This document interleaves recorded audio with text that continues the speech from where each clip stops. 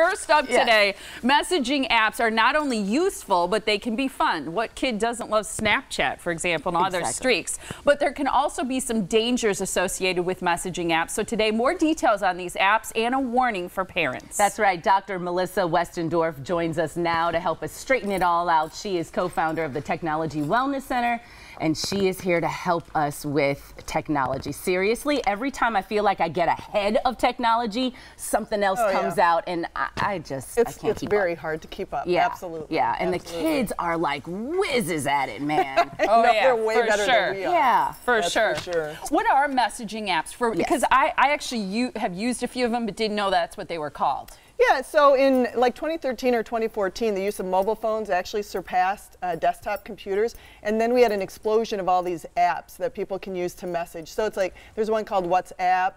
Traditional ones, Kik, Messenger, or Facebook has Messenger. Those are some of the more common ones. And WhatsApp, the reason I know that is because we had a foreign exchange student, and it's a way to communicate overseas, right? And there's no charge. So there's some great reasons to have some of these apps. Right, absolutely. So the kids don't text on their phones through the normal texting that you can do.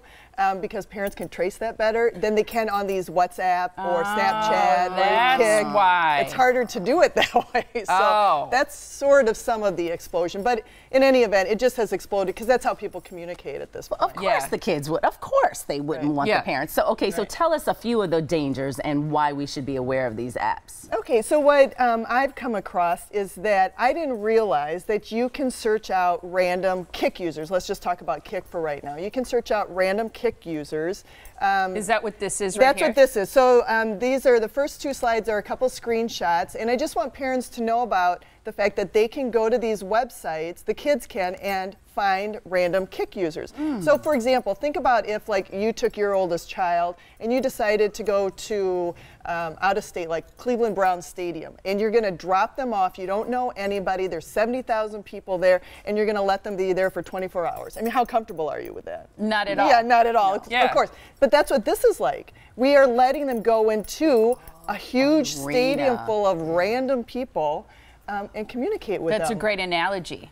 Wow. So I didn't know much about this, but what I have found out about it through my work as a forensic psychologist. So this is some more examples, and I just wanted parents to look to see, well, when they do their searches of their kid's phone, their history, these are what you can look for. And now you see I blurred out who the people are, but some of the titles or what they're saying, one is, want to have fun or to talk. So, I mean, what do we think the or fun is, or the fun part is? And here's Kik another is one. K-I-K, not K-I-C-K. That's right, K-I-K. Now, I use Kik with my son because I didn't let him have a cell phone, but he has an iPod. And so I communicate with him. This last screen I wanted to show you, if you look, find local Kik girls, and there's options for dirty Kik, Kik girls, Kik boys. Oh, what? So, a lot of this stuff is sexual that's on there, and that's how I have come across it, is because I have had young men or adolescent males come across pedophile rings, and they are sent child pornography. Now, if there's any child pornography where the victim is less or is more than 3 years younger than them, they get charged with possession of child pornography. These same kids that I'm seeing have also been asked for that, so then they get distribution. So it's so messy. It gets very, very messy. Yeah. We can't prevent, absolutely, our kids from doing this, but what we can talk to them about is this is out there. These are the dangers of it.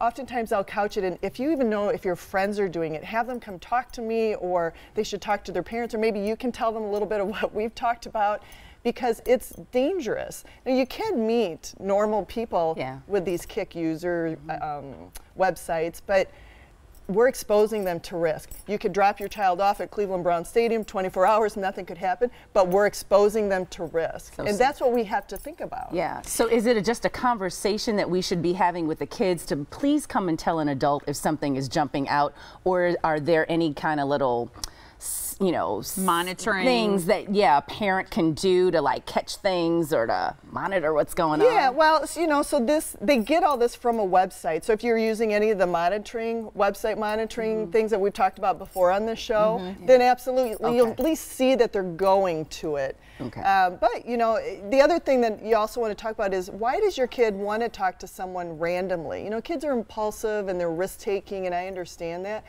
But why are they trying to seek out people that they don't know? What else is going on for them? Is there bullying, or are they feeling isolated, or what's happening? And that's a whole nother conversation.